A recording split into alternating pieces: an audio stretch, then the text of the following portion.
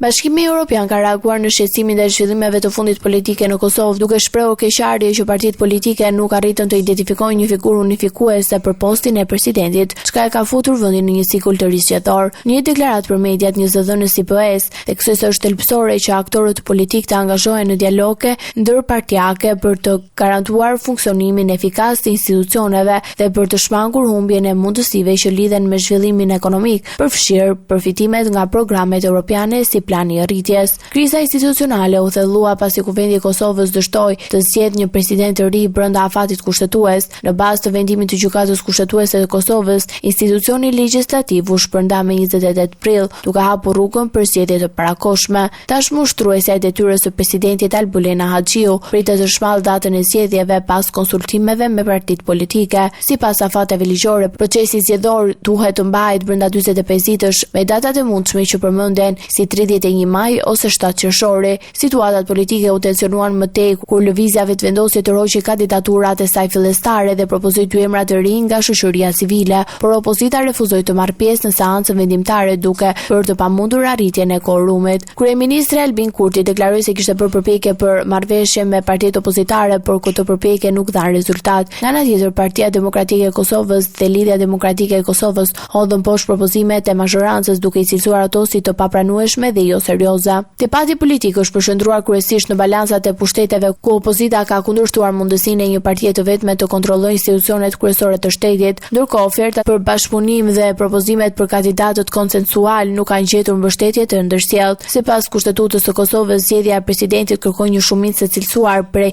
2/3 në 2 raundet e para ose 61 vota në raundin e tretë, ndërsa prania e të paktën 80 deputetëve është e domosdoshme për zhvillimin e votimit, një kush që nuk u përmbush. Në këtë klim të tensionuar politike, ndërhyrja dhe thirrjet e vazhdueshme të Bashkimit Evropian synojnë të nxisin stabilitet dhe bashkëpunim institucional, ndërsa vendi përballet me sfidën e radhës për të rikthyer funksionimin normal të institucioneve dhe për të garantuar një proces demokratik të qëndrueshëm.